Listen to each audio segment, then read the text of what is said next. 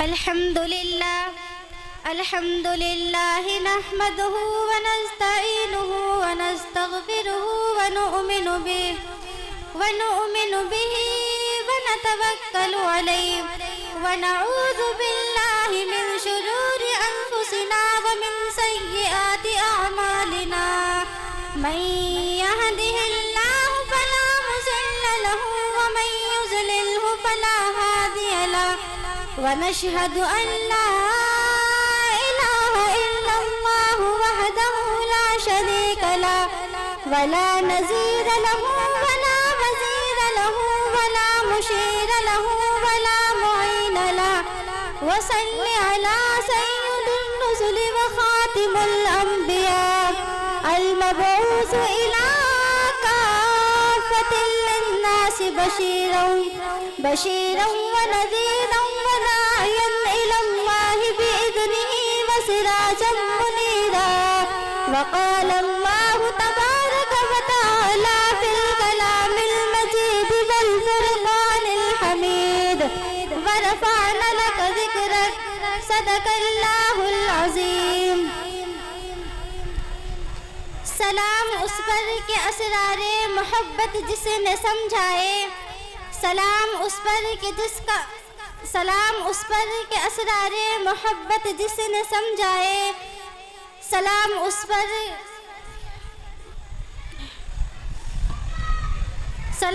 پر کہ جس نے زخم کھا کر پھول برسائے، سلام اس ذات پر جس کے پریشان حال دیوانے سنا سکتے ہیں اب بھی خالد و حیدر کے افسانے.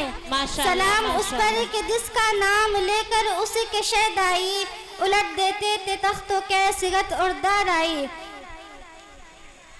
رسول مجتبیٰ کہیے محمد مصطفیٰ کہیے، رسول مجتبیٰ کہیے محمد مصطفیٰ کہیے، خدا کے بعد بس وہ ہے اور اس کے بعد کیا کہیے.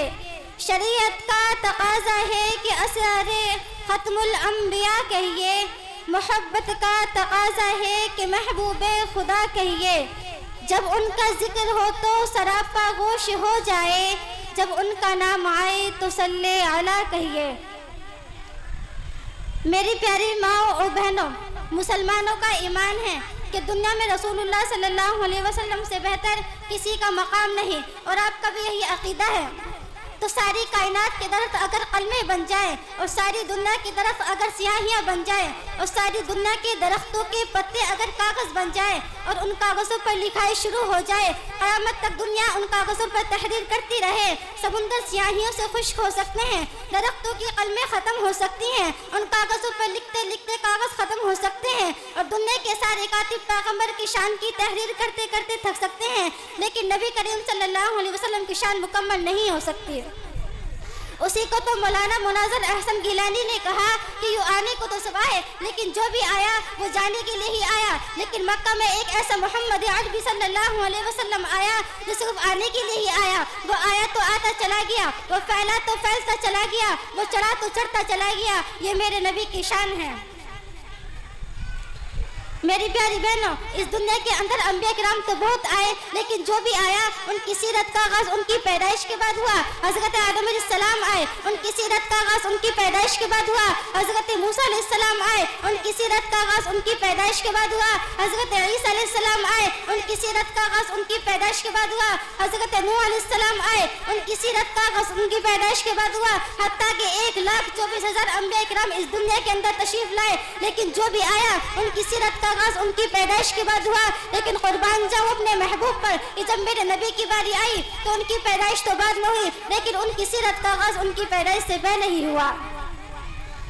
دیکھیے حضرت آدم علیہ السلام کا دنیا سے جانے کا وقت آیا، اپنے بیٹے کو وصیت کرتے ہیں کہ بیٹا اگر تجھے کسی چیز کی ضرورت پڑے تو اللہ سے محمد کا واسطہ دے کر مانگنا. بیٹا کہتا ہے کہ ابو محمد کون ہے؟ جناب آدم علیہ السلام فرماتے ہیں بیٹا سن لے، بات اتنی سی ہے، اگر محمد کا اس دنیا کے اندر آنا نہ ہوتا تو کائنات کے نظام سجایا نہ جاتا، اگر محمد کا اس دنیا کے اندر آنا نہ ہوتا تو کچھ بھی نہ ہوتا. بیٹا یہ سب چیزیں محمد مصطفیٰ کے واسطے بنا کر سجائی گئی ہے، یہی تو معنی ہے برفعنا لک ذکرک، اے پیغمبر ہم نے تیرے ذکر کو اونچا کر دیا.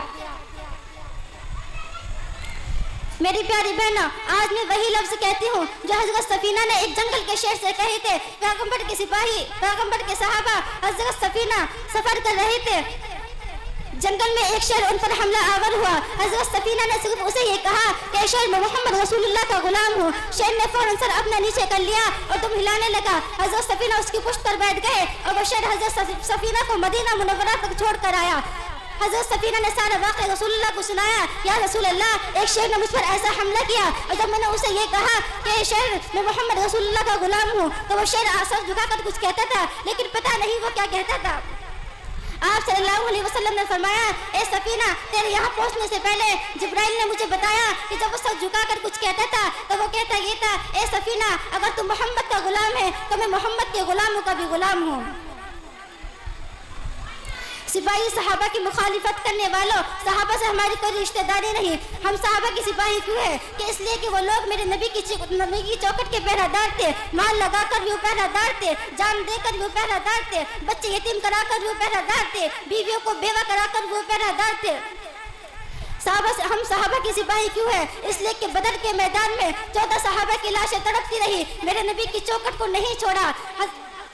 احد کے پہاڑوں میں 70 صحابہ ذبح ہوتے رہے، لیکن نبی کا پیرا نہیں چھوڑا۔ جنگ حنین میں 19 صحابی شہید ہوئے، لیکن نبی کا پیرا نہیں چھوڑا۔ تبوک کے معرکے میں 6 صحابی شہید ہوئے، لیکن نبی کا پیرا نہیں چھوڑا۔ میں آپ کو بتانا چاہتی ہوں، حضرت حمزہ کی لاش کے 12 ٹکڑے ہو گئے، لیکن میرے نبی کا پیرا نہیں چھوڑا۔ سمیہ کے ٹکڑے ہو گئے، میرے نبی کے دین کو نہیں چھوڑا۔ لبینہ کی چمڑی ادھیڑ دی گئی، میرے نبی کی چوکٹ کو نہیں چھوڑا۔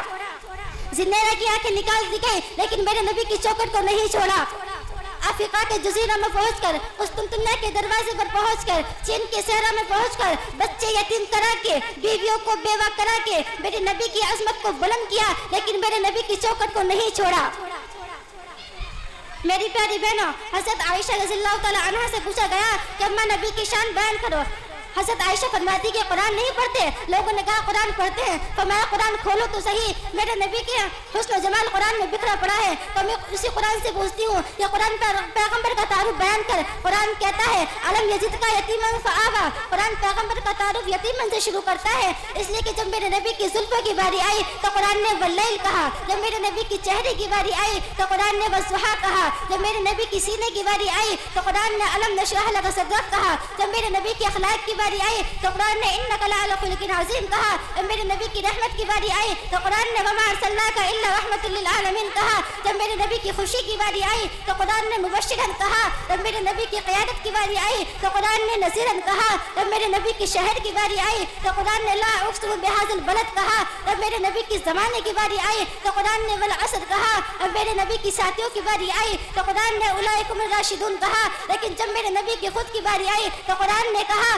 ورفعنا لک ذکرک، اے پیغمبر ہم نے تیرے ذکر کو اونچا کر دیا۔ ماشاءاللہ ماشاءاللہ، ایسا ذکر اونچا کر دیا کہ اللہ تعالیٰ حضرت آدم علیہ السلام کے ساتھ، یا حضرت عیسیٰ علیہ السلام کے ساتھ، یا حضرت ابراہیم علیہ السلام کے ساتھ، حتیٰ کہ 1,24,000 انبیاء کرام میں سے اللہ تعالیٰ جس کسی کے ساتھ مخاطب ہوئے تو ان میں سے ہر ایک کا نام لے کر خطاب کیا، لے کر قربان جاؤ اپنے محبوب پر، کہ جب میرے نبی کی باری آئی تو اللہ نے نام لے کر خطاب نہیں کیا، بلکہ کہیں یا ایھا النبی کہا، کہیں یا ایھا الرسول کہا، کہیں یا ایھا المزمل کہا، کہیں یا ایھا المدثر کہا، کہیں طٰہٰ کہا، کہیں یاسین کہا، کہیں شاہدن کہا، کہیں نذیرن کہا، کہیں مبشرن کہا، کہیں سراجا منیرا کہا۔ یہی تو معنی ہے ورفعنا لک ذکرک، اے پیغمبر ہم نے تیرے ذکر کو اونچا کر دیا، ایسا ذکر اونچا کر دیا، میرے نبی کو ایسی بلند شان فرمائی کہ میرا نبی زمین پہ بیٹھ جائے تو زمین کو سکون ملتا ہے، میرا نبی کھڑا ہو جائے تو آسمان کو بلندیاں ملتی ہیں، میرا نبی ہاں کرے تو چیزیں حلال ہو جائے، میرا نبی بولے تو حدیث بن جائے، میرا نبی نہ کرے تو چیزیں حرام بن جائے، میرا نبی اوپر کی طرف سر اٹھائے تو جنت کے دروازے کھل جائے، میرے نبی غصے میں آئے تو جہنم کو ہلا کر راکھ کر دے، میرے نبی کو پسینے آئے تو گلشن مہک جائے، میرے نبی کے آنے سے پہلے سورج کو اپنی زیادت پہ ناچتا، ستاروں کو اپنی روشنی پہ ناچتا، لیکن جب میرا نبی آیا تو سب کا ناچ ٹوٹ پھوٹ ہو گیا۔ یہی تو معنی ہے ورفعنا لک ذکرک، اے پیغمبر ہم نے تیرے ذکر کو اونچا کر دیا۔ اللہ تعالی ہم سب کو کہنے سننے سے زیادہ عمل کرنے کی توفیق عطا فرمائے، آمین۔ وآخر دعوانا ان الحمد للہ رب العالمین۔